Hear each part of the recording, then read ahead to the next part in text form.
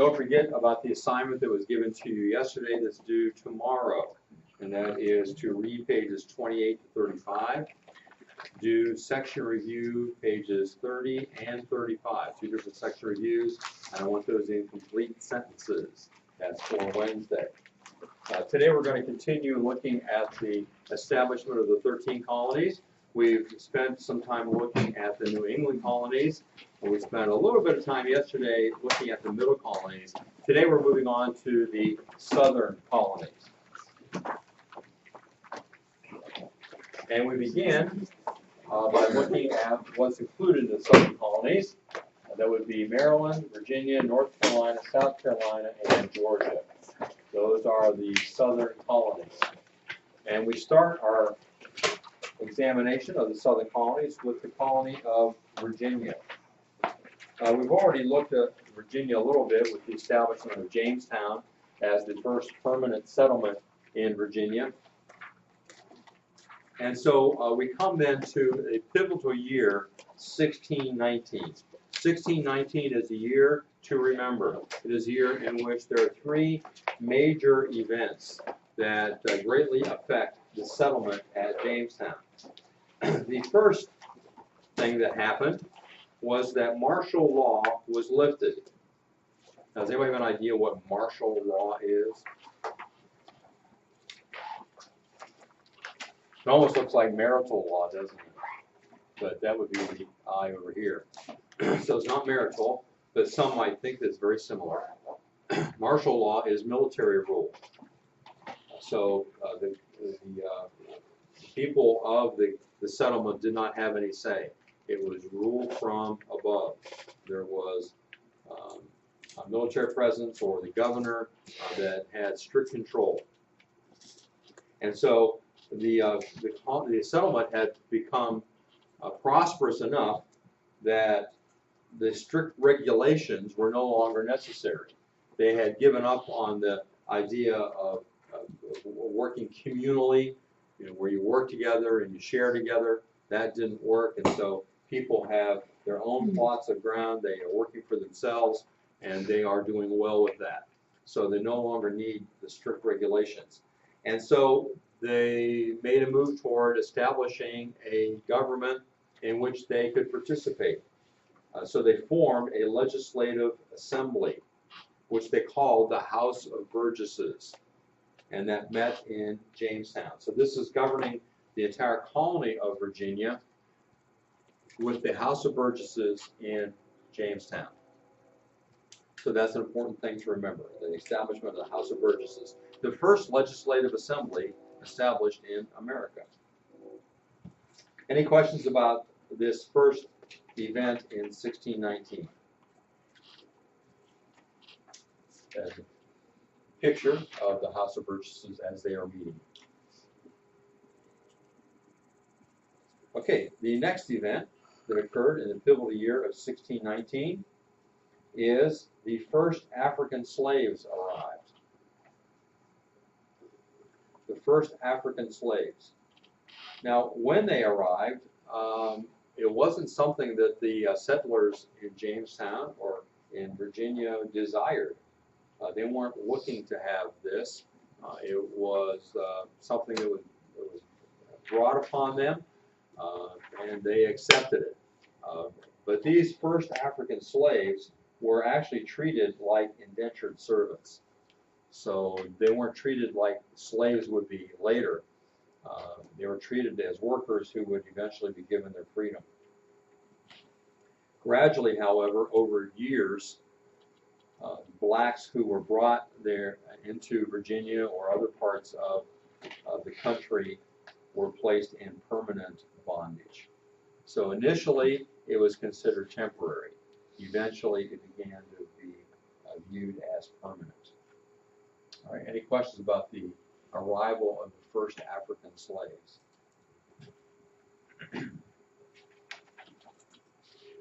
And most importantly to some, at least, the third event that occurred in 1619, which would change the colony forever, was the arrival of 90 eligible women.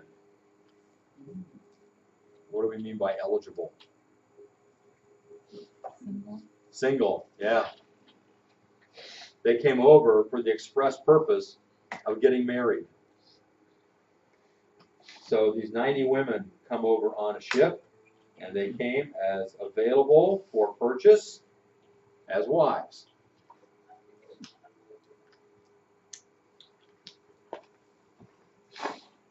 Now, I don't know what the scene was like when the women came off the ship and the captain announced that these women were available for purchase. But why for purchase? Let's talk about that for a minute. Why would they have to pay for these wives? So they could pay for the fare. Yeah, so the captain can make some money off of bringing these women over. He wasn't doing it out of the romanticism of his heart. All right, he's bringing women over because it's a way to make some money. Now, what it was like, I don't know whether it was an auction or not, but there were more than 90 men there that could have used a wife. So I can imagine that if it was an auction, the bidding could have, gone up and up and up on some of these wives. Don't know if that's what happened or not. But the arrival of women not only provided companionship for men and children to continue the settlement, the colony, following that, but they also helped to bring a more settled aspect and steadier growth to the colony. There's something about having women around that just kind of calms men down a little bit, most of the time. If you doubt that, girls, excuse me, not sure how to say this, because I can't tell you to hide in the boys' locker room and listen. So I guess you have to get a guy to honestly tell you about some of the conversations, some of the actions that occur among guys when they're just guys around. Right? Guys are the things you do with just guys around that you wouldn't do if there were girls around? Yes. And could we say that they are of a more unsettled nature? Yes. A more uncivilized kind of behavior? Yeah. So let that be enough for you, I guess, girls, to understand that you have a settling influence, a civilizing influence upon guys. All right? And that's what happened in the colony as well. All right, any questions then about the arrival of these 90 women? I would like to know more about them myself. I haven't had the time to research it. Maybe one of you can do some reading and let us know. All right. Now let's move on to Indian relations in Virginia. It was a source of difficulty at first. It wasn't like the Pilgrims and Puritans who had a really good relationship when they arrived. There was a tension that was there. There was lots of kidnapping on both sides. There was a begging for food by the English toward the natives that were there, trading things, sometimes trading people for food. It was an up and down kind of situation. Sometimes it's friendly, sometimes not so friendly. And of course, we have the story that's come down to us of when John Smith was captured by the Indians. You familiar with that story? And supposedly the chief was going to had his head on a rock, was going to bash his brains out. And what happened? Pocahontas what? Saved him. Pocahontas saved him, threw herself on top of him, whatever, to save him from having his brains bashed in. Unfortunately, that story comes to us from John Smith. He wrote it in his a book of his adventure many years later, and no one else mentions it at all. We also know that John Smith was known for telling some tall tales. So we have no idea whether that actually happened. It may have. The other thing is that apparently there's some question as to whether the chief was really going to bash his head in or not, because they did have a ceremony which was very much like that, which was a way of welcoming somebody into the tribe. So whether his life was in danger, whether he was being welcomed as a brother, whether Pocahontas actually saved his life, we know nothing about that other than what John Smith tells us. All right. But there was a lot of difficulty.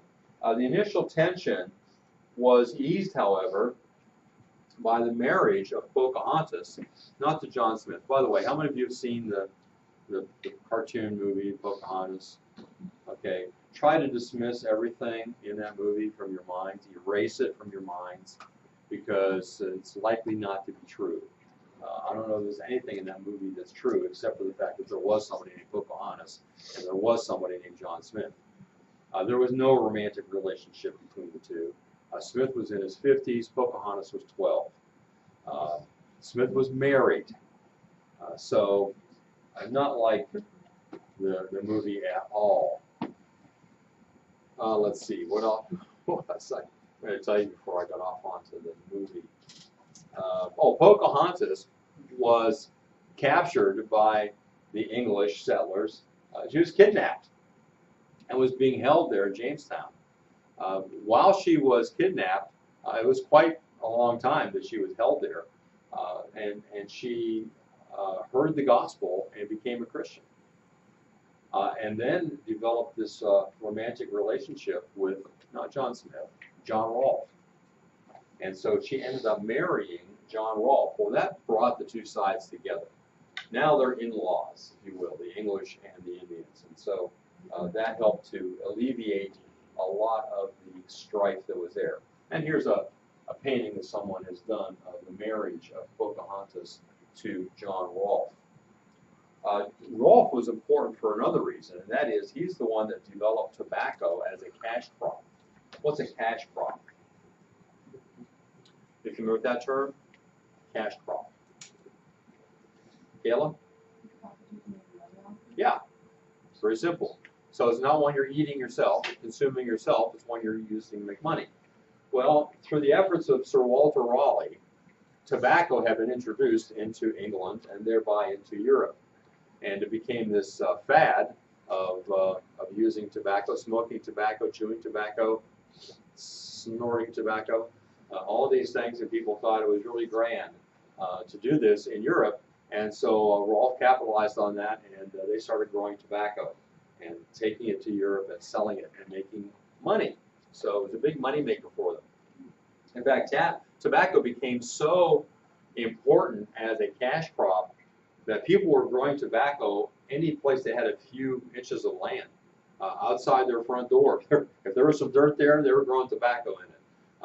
Alongside the house, anywhere they could find some ground that wasn't being used for something else, they were planting tobacco. It was money. In fact, they even used tobacco as money. If you were buying something, you get somebody leaves with tobacco, just like money. All right, so tobacco became extremely important, and it's all because, or primarily because of the efforts of John Rolfe. And here's a picture of a tobacco field, in case you ever come across one. And as I've said, Pocahontas converted to Christianity. That's not something in the movie, is it? In the movie, she's talking to trees and rocks and worshiping the spirits of those things and all that kind of nonsense, right? She converted to Christianity and changed her name to Rebecca, a more biblical name. Plus, Pocahontas didn't fit her anymore. If I remember correctly, Pocahontas means playful one, so that's a child's name anyway. So she became Rebecca. All right, any questions about those particular items? Now, Powhatan was the chief of the local tribe of Indians there, the father of Pocahontas. And when he died, something similar occurred that we saw up in New England, and that his brother took over and attacked the colonists.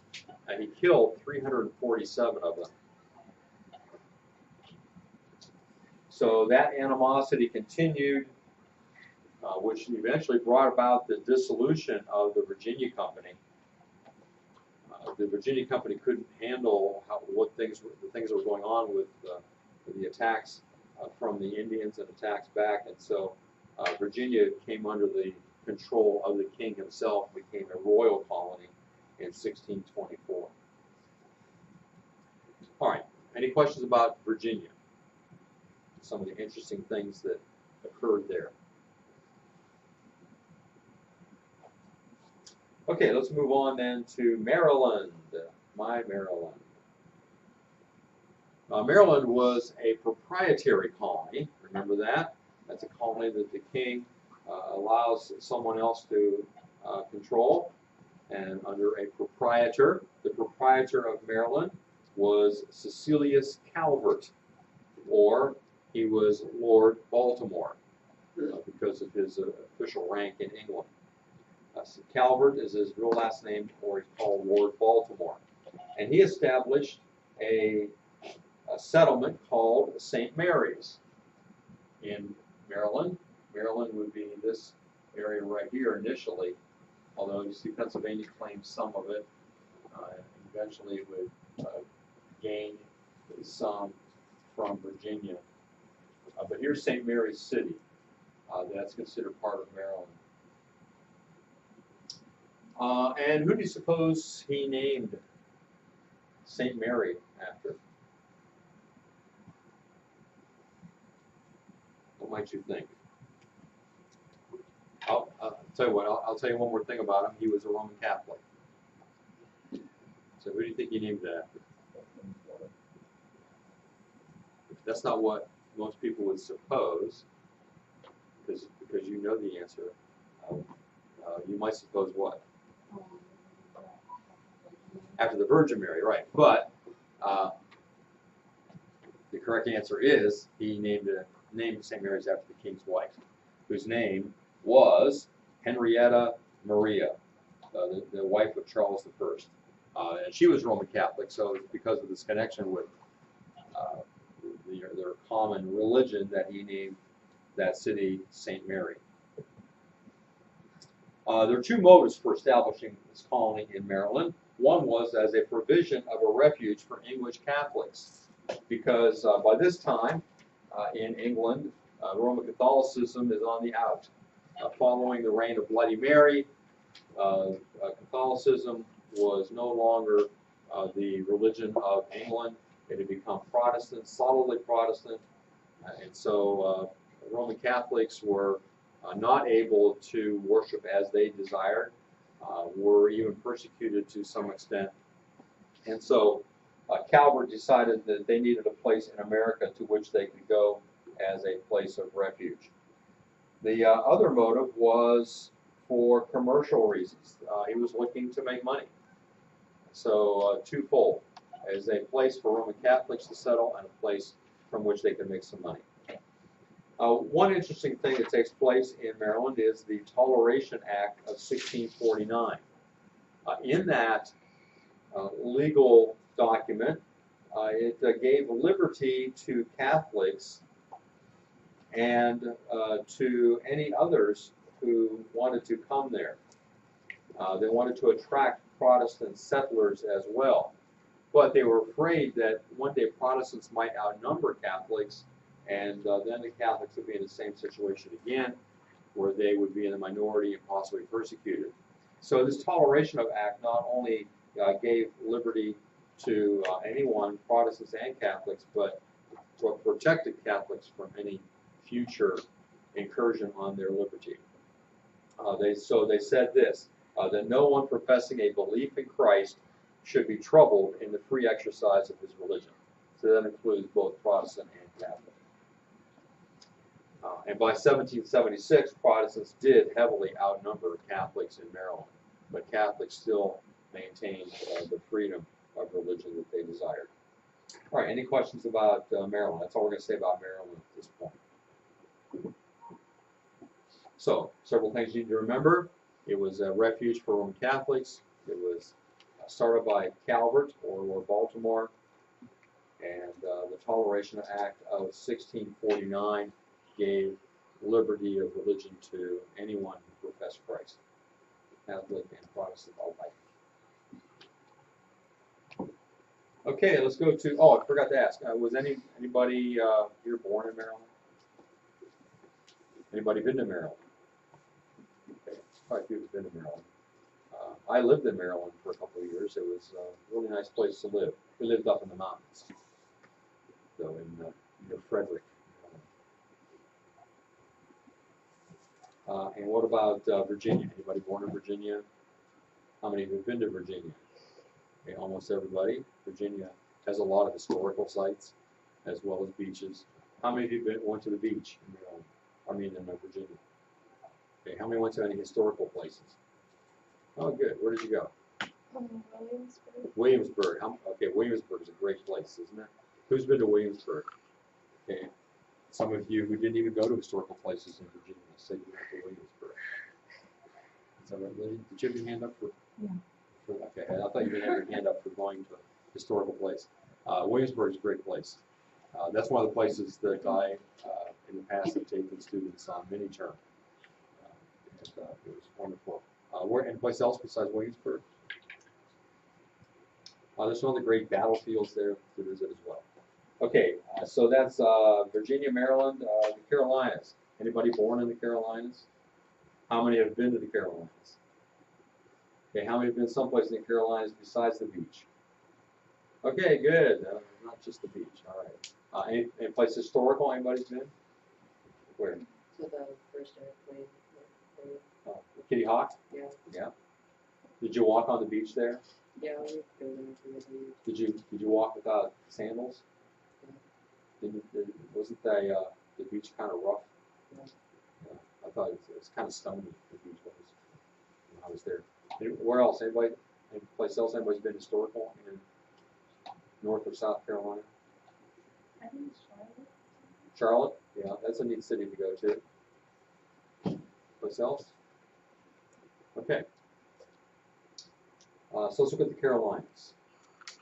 The creation of the Carolinas was as a southern division of the Virginia colony. So originally it was considered part of Virginia.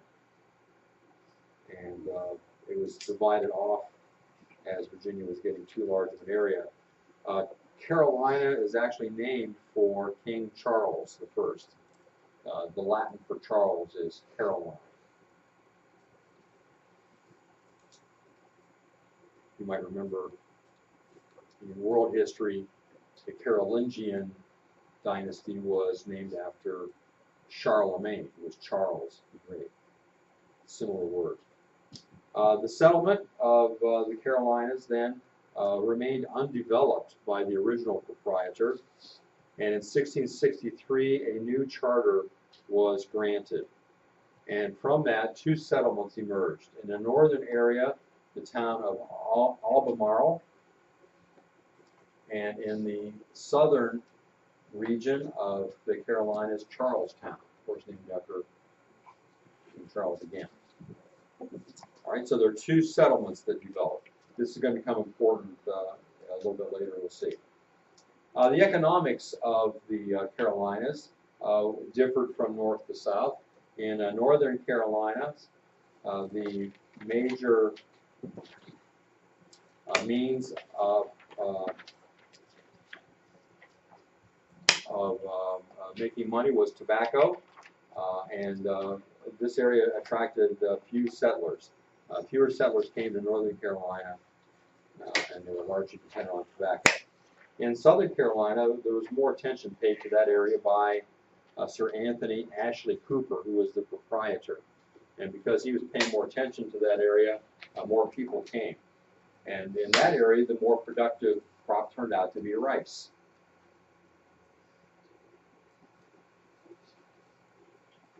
So remember that in northern Carolina, the major crop was tobacco. Southern Carolina, it was rice. The formal division between the two took place in 1719, and then it was called North Carolina and South Carolina. And the major reason for this was the fact that the two major cities that had been settled were so far apart that it was very difficult for one governor to govern over that whole area. And so it was decided it'd be better to split it into two. So North Carolina and South Carolina. All right, any questions about the Carolinas?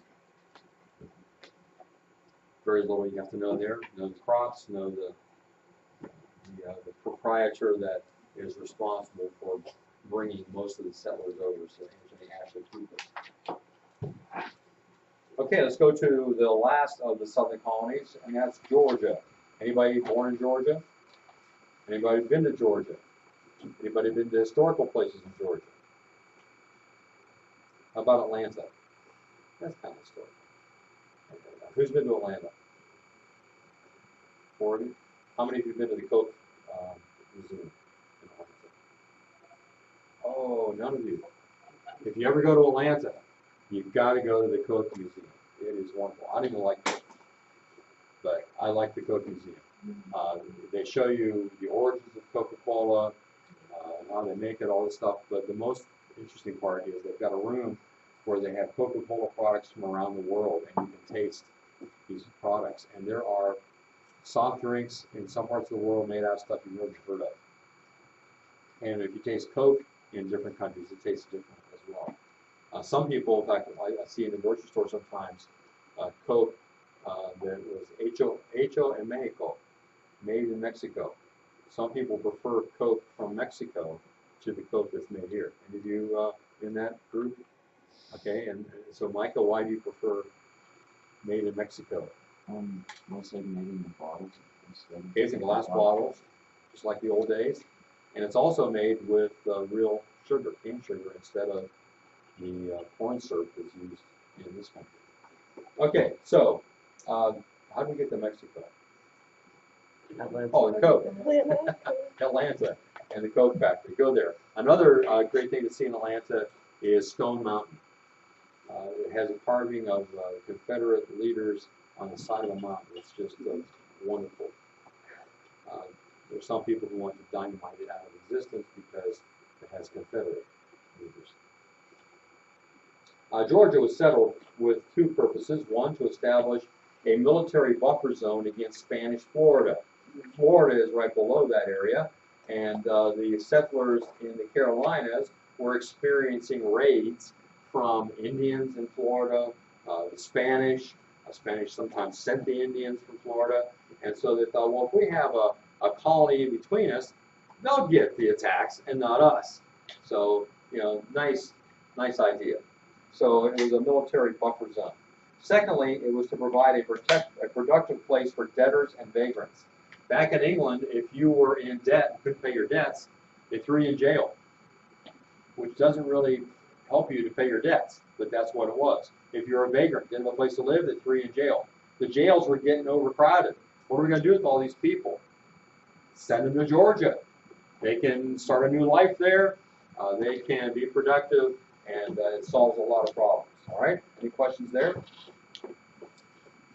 So Georgia, different colony. The governor of Georgia, who oversaw all this, was James Oglethorpe. Oglethorpe arranged that every person coming to Georgia would be given 50 acres with tools and seeds for the first year. Why would he only give them seeds for the first year? Why only the first year?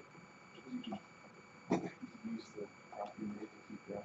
That's what you're supposed to do, right? Is use the crop to grow and get seeds from that. If you fail to do that, you're on your own, right? So it gave them what they needed for the first year. Settlers came. They started at Savannah in 1733. A number of different settlers came besides the English vagrants and debtors. Scots came from Scotland. We have people coming from Germany, from Austria, and particularly we have Portuguese Jews. Now, why would Portuguese Jews be coming to Georgia? What might that tell us about Portugal and Jews?